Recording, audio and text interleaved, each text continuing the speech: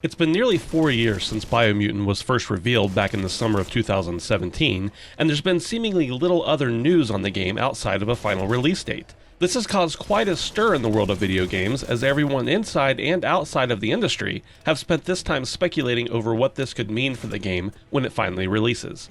After what feels like an eternity, our questions have finally been answered, and one thing is certain: there's a lot more going on here than any of us realized.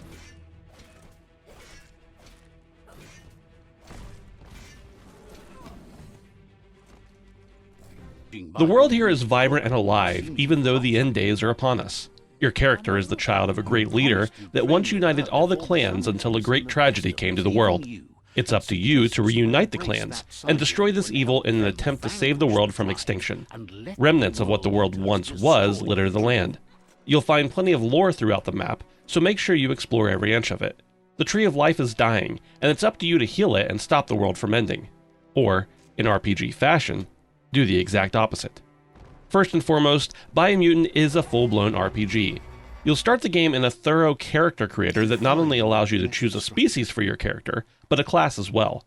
Choosing a class is really just the place that your character starts their journey, and nothing is off limits to you as you progress through the game regardless of your class or species. This makes it a lot easier for you to choose a class that interests you more without being handcuffed as you move throughout the story.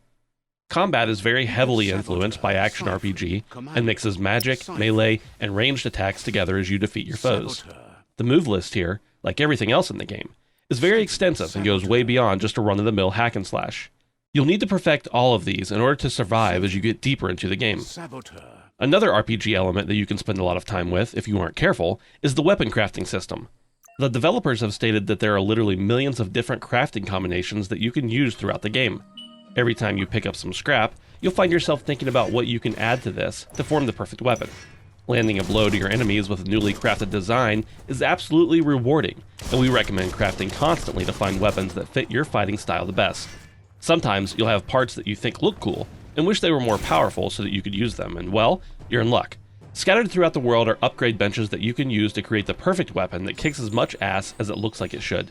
It's remarkable how big this game actually is. Comparisons to Horizon Zero Dawn come to mind as you traverse a post-apocalyptic world that really comes to life regardless of the time of day.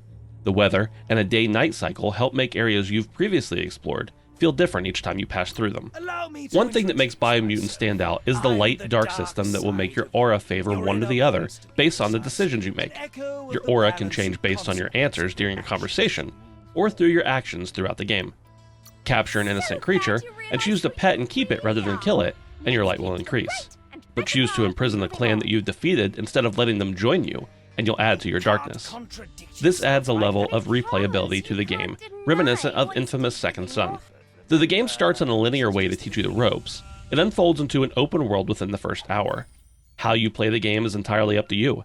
Every area that you discover is alive and full of characters to talk to. Sometimes, you'll just exchange pleasantries, but more often than not they will send you on a side quest or tell you of a secret area that they found worthy of exploration. The more villagers that you talk to, the more the game opens up to you. Like any RPG, you'll want to level up before taking on some of the later main quest missions, and the side quests help you do just that. Taking on a World Eater before you're ready will be frustrating and unrewarding, so make sure you're ready before heading into the difficult boss fights. There are multiple difficulty settings that you can pick from, but these are tough regardless of setting if you aren't prepared. Though it feels like the last-gen game that it is, Biomutant is still a really good-looking title. The colors are brilliant, and the world really comes alive. It's hard to believe this is not a AAA studio, but a team of 20 that really showed us what a smaller developer can create.